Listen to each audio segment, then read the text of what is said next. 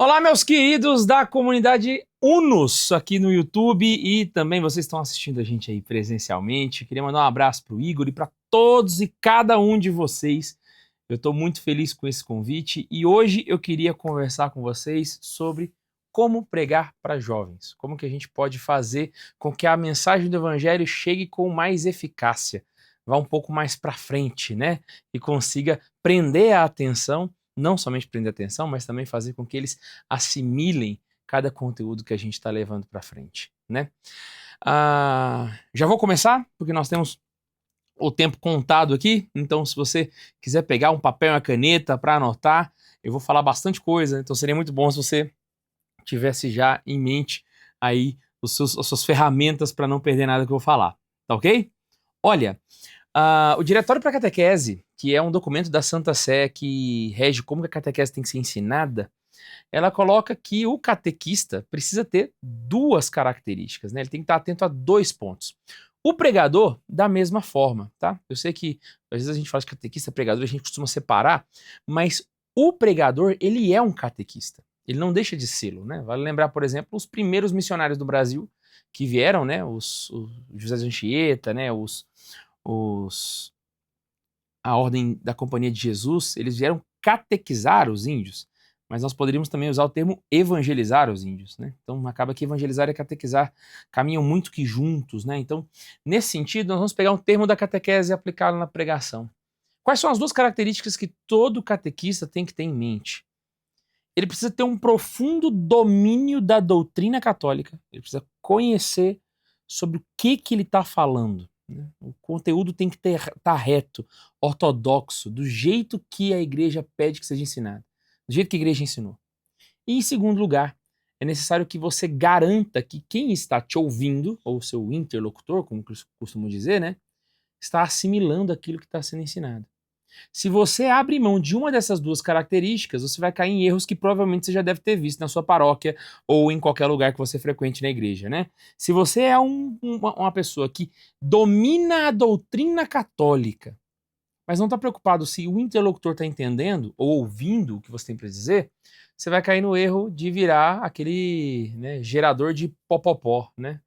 Que é aquele cara que todo engomado, que ele pega, não, porque a catena áurea de Santo Tomás de Aquino nos ensina que isso é um erro muito grave, né? Você simplesmente não dá atenção para quem está te ouvindo e é aquela pessoa que fala rebuscado, fala um juridiquês, sabe? E parece que está falando mais para se mostrar do que de fato para ensinar as pessoas.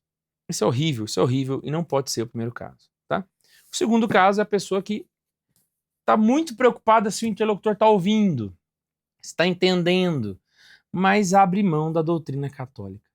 É aquela pessoa que fica ali cheio de artifícios pedagógicos, artifícios metodológicos, né? É dia do índio para cá, é EVA para lá, e é gincana, e é não sei o quê, mas não transmite nada, no final das contas, né? A primeira pergunta da turma de Crisma, não fica preocupado com essas coisas não, vem aqui para a turma, ó. Isso é muito ruim também. Então, um bom catequista ele tem que ter os dois. Ele tem que ter uma fé reta e ortodoxa e ele tem que também saber prender a atenção de quem está ouvindo. Então, a primeira coisa que eu queria deixar claro para vocês é que é impossível ser um pregador se você não conhece a doutrina católica. Isso aqui não é nem para jovem, tá? É para todo mundo. Se você não conhece a doutrina católica com profundidade, você não consegue ser um bom pregador. Porque você sempre vai ficar lá chutando na trave, ou fazendo uma pregação muito simplinha. Ah, Guilherme, então quer dizer que Deus não consegue tocar o ouvido, né, das pessoas com um pregador ruim? Claro que consegue, né? Ele usou até o jumento de Balaão para falar, né? Se quem já usou um jumento uma vez, pode usar outros jumentos outras vezes, não tem nenhum problema. Mas aí jogar tudo para as costas de Deus eu acho meio injusto, né? A gente precisa ter os pés no chão. Deus pode usar o jumento de Balaão? Pode. Mas eu preciso ser o jumento? Não preciso, né? Então, é necessário estudar, tá? É muito necessário estudar. E eu te garanto que uma pregação bem estruturada salva uma pregação sem inspiração. Às vezes você tá naquele dia que você não tá muito inspirado, sabe? Parece que a coisa não vem. Mas se você tem doutrina, se você tem domínio, se você sabe do que você está falando, a doutrina consegue salvar essa pregação. Agora, uma falta de ortodoxia, a inspiração não consegue salvar. O cara pode ser o pregador mais animado, mais vivo, pegando fogo, mas ele não conhece nada da doutrina católica. Corre o risco de cometer uma heresia, ensinar algo errado para as pessoas e acabar botando mais caraminhola na cabeça delas, né?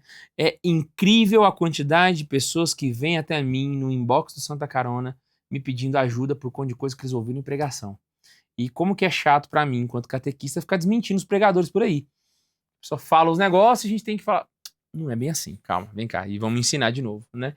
Então, a igreja quer que alguém que ensine a verdade, e a verdade só pode ser ensinada se ela é conhecida, tá? E ela só é conhecida se você sentar e ler e estudar, e não somente rezar, tá? Alguém que estuda e não reza, vira um burocrata. Alguém que reza e não estuda, vira um protestantezinho qualquer. Não pode acontecer isso, tá? Não pode. Você tem que ser uma pessoa que reza e que estuda igualmente, tá? Então, se você é pregador, você tem que ter isso em mente. Se eu domino o conteúdo, que é o primeiro ponto, né? A gente falou de dominar o conteúdo, e fazer com que a pessoa que está me ouvindo consiga entender. Se eu domino esse conteúdo, estudo com afinco a ponto de saber com propriedade o que eu estou falando e não ficar inventando resposta, né?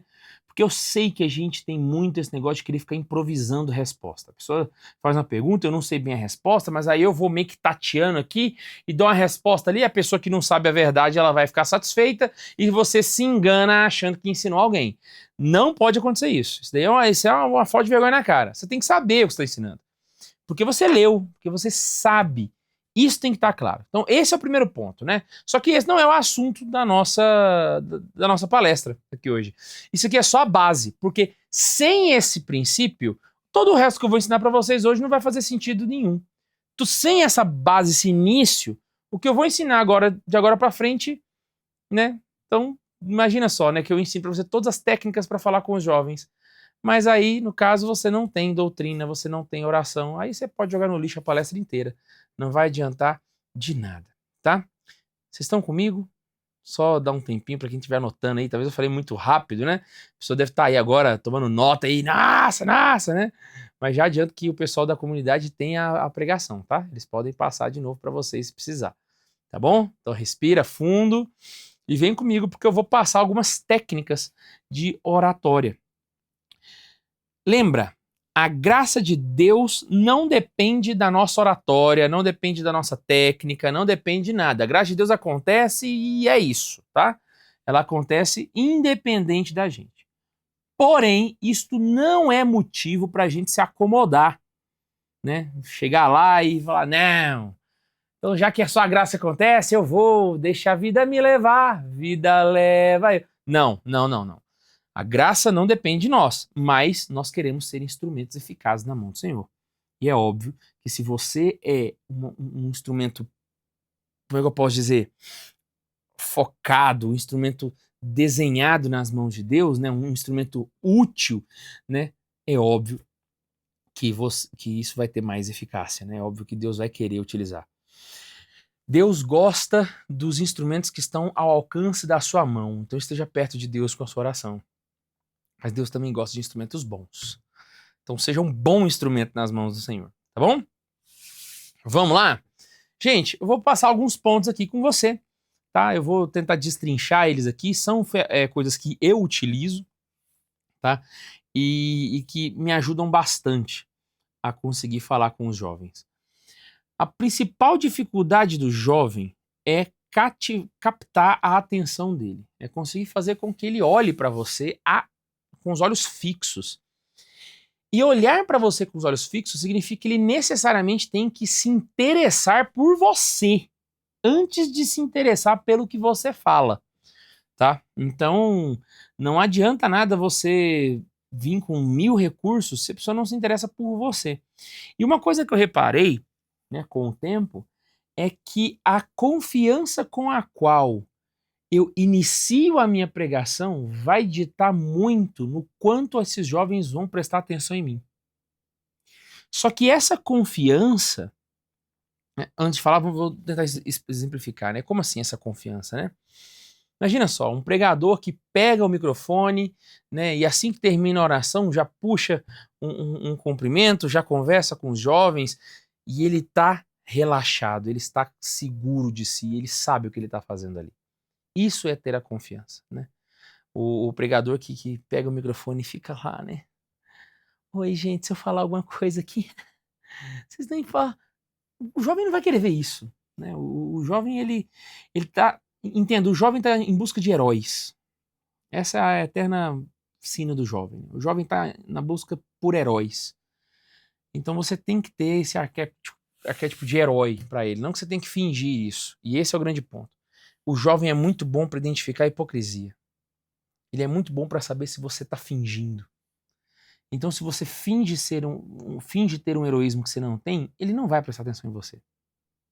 Como que essa segurança vem? Voltemos ao início da pregação. No meu caso, essa pregação só aconteceu depois que eu comecei a ter domínio da doutrina católica. Sabe por quê?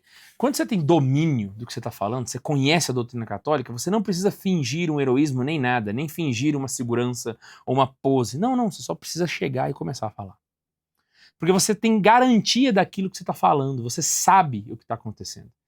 Então você pega o microfone, o padre está sentado ali e você já começa a falar como se o padre não estivesse ali, né? Significa que você sabe o que você está falando, você sabe de onde você tirou. E essa segurança quem dá é a igreja. Essa segurança quem dá é a reta doutrina. Então, é necessário que você tenha esse domínio do que você vai falar, para que isso gere em você uma confiança a ponto que as pessoas percebam isso. Eu não estou dizendo que você tenha que forçar essa segurança. E repito e reforço isso. Não é para você fazer um teatro de como eu sou poderoso. Não. É para você de fato estar confiante. É para que de fato você saiba o que você está falando. De fato você confie no que você está falando. E ao confiar no que você está falando, você consiga ter uma postura natural. De pegar o microfone e falar: boa noite! E aí, vocês estão beleza? É mais ou menos a forma como eu tô tentando fazer aqui nessa pregação. Vocês percebem que eu sei do que eu tô querendo dizer? Em nenhum momento eu transpasso uma insegurança, uma incerteza, uma fraqueza. Não. E eu também não tô forçando nada. Eu tô falando porque eu sei o que eu tô falando. Até mesmo porque esse conteúdo aqui, eu já falei ele 352 mil vezes, né? Então, basicamente, é como se eu desligasse o meu cérebro e deixasse o corpo fazendo automático, né? Porque já falei desse assunto algumas vezes, então já tô acostumado. Então, isso tem que estar claro para vocês. Essa segurança interfere muito. Tá bom? Segundo ponto. Agora comecei a falar. Eu, Guilherme, costumo fazer um negócio, tá? Eu não sei, não é uma regra, não é uma coisa... Eu costumo fazer isso, né? A imensa maioria das minhas pregações, eu começo com uma história. A imensa maioria. Sabe por quê? A tua segurança, ela vai sim fazer as pessoas prestarem atenção. Só que existe aquela pequena parcela de jovens que de fato não querem estar ali. Eles não querem porque os pais mandaram ir para aquele lugar, porque, sabe, ou então ele foi só por causa da namoradinha, que ele tá afim, né, e aí, ó, às vezes até tomaram o celular do jovem, às vezes ele tá, né, puto de raiva com você, ele não quer te ouvir, ele não quer graça com você. A tua segurança não vai ser suficiente para captar esse jovem, mas a história é. Porque todo mundo gosta de boas histórias, todo mundo gosta de saber o fim de uma história. Então, começar com uma história é muito bom. E geralmente a forma com a qual se conta essa história faz com que o jovem preste atenção. E detalhe, se você consegue captar a atenção desse jovem pelos seus primeiros 5 minutos, 10 minutos da pregação, a chance dele continuar com você até o final da palestra é muito grande. Muito grande. Por quê? Porque você conquistou não somente a atenção, mas a confiança dele. Ele passou a confiar em você. Certo? Então, contar boas histórias, aqui eu tô falando de storytelling, né? Tô falando um pouco de marketing, mas é um ponto-chave para que você consiga fazer as pessoas prestarem atenção em você. Para que o jovem fique atônito, focado, né, naquilo que você está falando.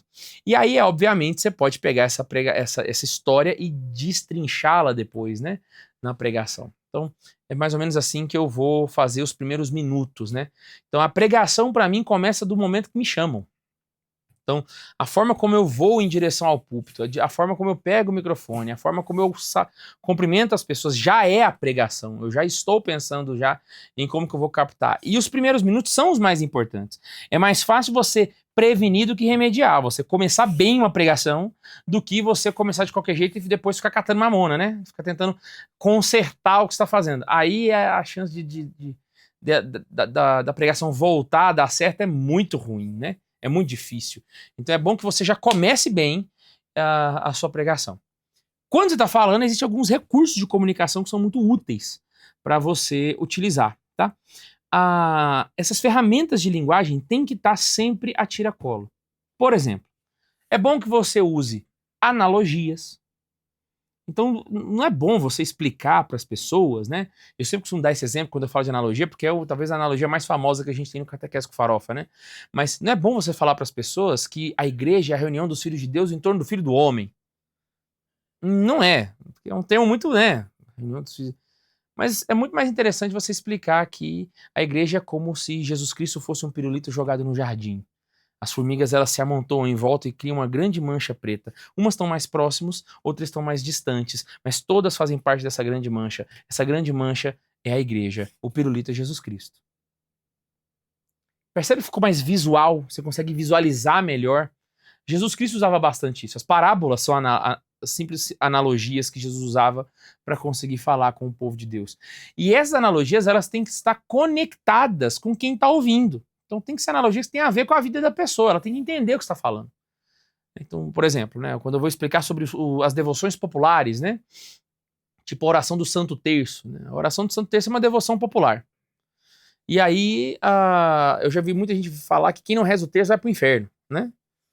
O que não é uma frase precisa. Você não pode dizer essa frase porque ela não é verdade, né? São Paulo nunca rezou um terço na vida, né? Né? Você vai dizer que ele não tá no céu? Pelo amor de Deus, né? Então, Santo Agostinho provavelmente nunca rezou um terço na vida, né? Então, aí como é que fica? Porque o terço surgiu só um tempo depois. Então, é uma devoção popular, né? Mas eu preciso explicar para as pessoas que ela não é obrigatória, mas ao mesmo tempo eu indico que elas participem. Como eu costumo fazer isso? Eu costumo dar o exemplo do celular. Eu costumo pegar o celular, aí eu abro o celular aqui, né? Eu falo, olha, isso aqui é um celular. Todo mundo tá cansado de ver um celular na vida, né? Esse celular aqui, ele precisa de capinha para existir? Não, não precisa. Sem capinha eu consigo falar no telefone, eu consigo mexer no celular, consigo mandar mensagem, eu consigo tirar foto. Sem capinha, o celular se basta. Ele não precisa, literalmente, de uma capinha para funcionar. Eu indico que você use o celular sem capinha? Não indico. Eu indico que você já compre o seu celular e automaticamente já compra uma capinha já para protegê-la. O terço é isso. A devoção popular, o rosário é isso. É uma capinha que você coloca nesse celular da fé. Né? Dá pra ir pro céu sem ele? Dá. Recomendo? Não. Então, fica aí a dica. Viu como a analogia transformou isso em uma coisa mais palatável? Mais fácil de compreender? Mais fácil de entender? Então, tudo que eu vou explicar, eu tento trazer uma analogia. Tudo, de toda forma, né? Outro recurso interessante é dar exemplos, igual eu acabei de fazer. Então, eu trouxe o celular, eu dei o exemplo, eu fiz uma analogia para vocês verem, eu fiz duas analogias, né? A das formigas e a do celular, para você ver como é que isso funciona, como é que a gente pode utilizar isso a nosso favor na hora de fazer uma palestra, uma pregação, tá? Figuras de linguagem são muito interessantes, então você, por exemplo, fazer uso de hipérbole, né? Eu morri de fome, né?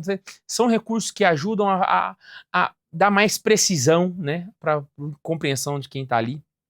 Outro ponto é o uso de jargões. Eu geralmente crio jargões que as pessoas, né? Dia desse para trás eu estava lá em Brasília, estava pregando num grupo lá na Asa Norte, e aí, no meio da pregação, eu estava explicando sobre o pecado original, né? E o pecado original, o que ele faz no nosso corpo? Eu fui explicar que o pecado original, ele é algo que transforma a gente nessa coisa ruim que a gente vê no jornal, né? E isso significa que todo mundo tem um lado ruim que a gente não queria ter. Esse lado ruim, esse lado meio demoninho que a gente tem é o pecado original. Como que eu fiz isso, né? Eu fiz isso usando um termo, né? E aí, no caso, como eram muitos jovens, eu queria prender a atenção deles, eu dizia, né? Sabe por que você não quer fazer um mal, mas acaba fazendo? Não sabe? Vou te explicar. Vira pra quem tá do seu lado. Aí todo mundo já fala assim, virar pra quem tá do lado, né? E fala pra ele, você faz o mal que não queria fazer, você faz o mal que não queria fazer, porque você é um vagabundo, safado. E aí é óbvio, quando vai ter que xingar o amiguinho, todo mundo, vagabundo, safado. E aí eles gravam na cabeça. E aí todas as vezes que eu ia falar sobre uma concupiscência, eu dava o exemplo da concupiscência e eu dizia, igual acontece na sua vida. E por que acontece na sua vida? Porque você é um, aí eles vão virar pro outro, vagabundo, safado. Né? E aí eu ia colocando que nós temos um lado ruim da gente que não presta, mas que a gente tem que lutar contra ele. E aí eu voltava a esse jargão o tempo inteiro, né? Vagabundo, safado. Então eles ficavam gravando aquilo na cabeça, né? Que nós temos uma corrupção dentro de nós, né? Que é o nosso lado vagabundo, safado. E aquilo ali foi se repetindo de forma que na hora que eles iam tirar foto comigo, né? Eles iam tirar foto e tal. E aí eu virei e falei assim, você sabe o que acontece, né? Com quem não compartilha a foto, né? Aí ele, não, eu falei, ó, se você não compartilhar, você vai ter uma semana de caganeira, né? Ele, mas aí o pessoal fazia a piadinha, não, mas pode ser que eu não poste, porque eu sou um vagabundo, safado. Então voltava aquele jargão grava, e a pessoa começa a fazer parte de uma comunidade. Esse jargão pode ser infinitos, tá? Infinito, você pode usar da maneira que lhe convir, tá? Não, lembra que você tem que saber utilizar.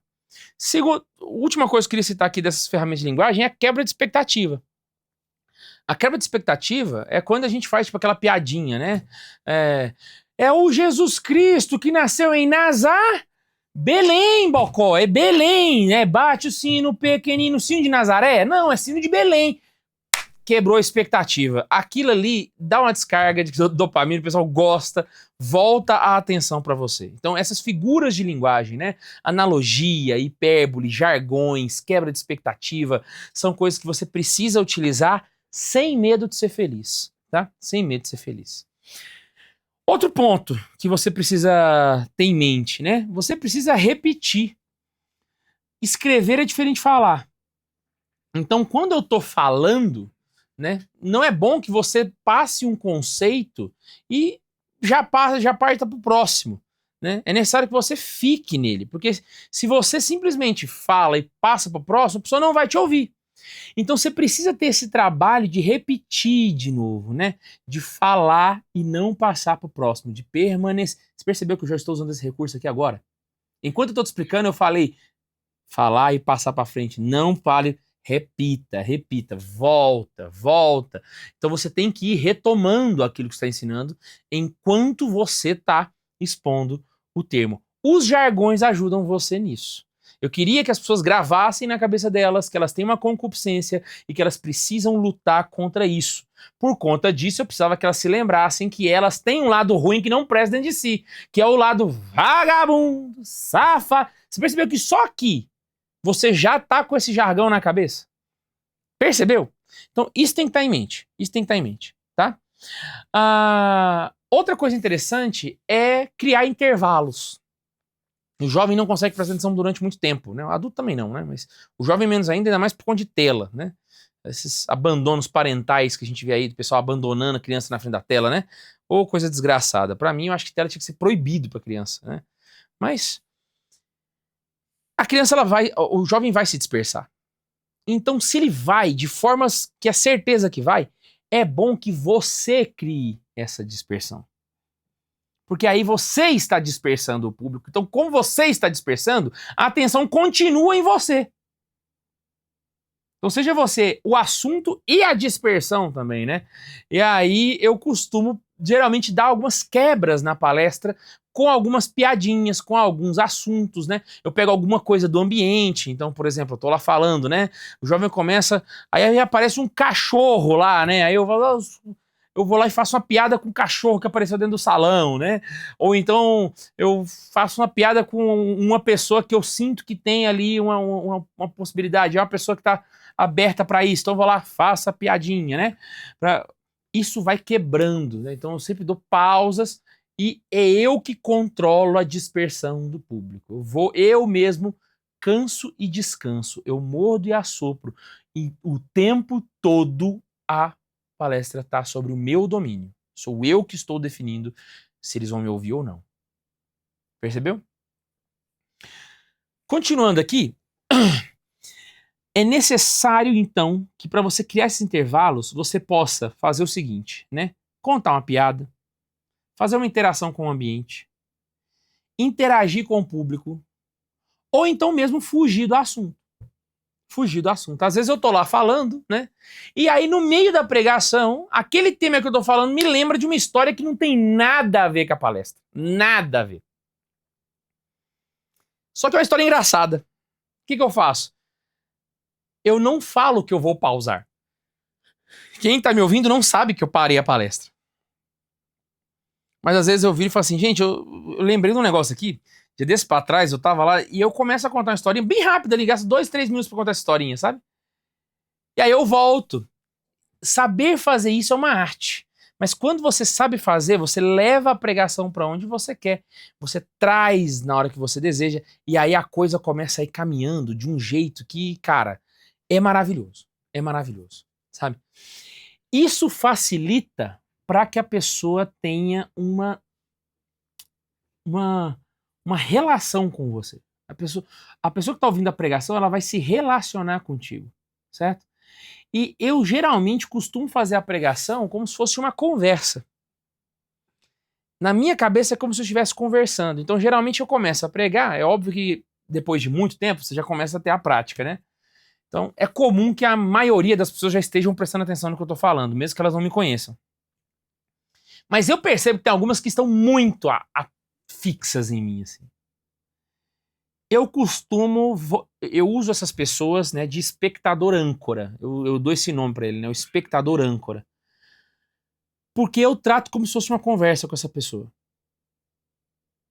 Eu escolho uns 3, 4 espalhados no público, né, e o meu olhar vai passando pelo público, mas ele sempre volta pro espectador âncora. Ele vai, para no outro espectador âncora. Vai, para no outro espectador âncora. Certo?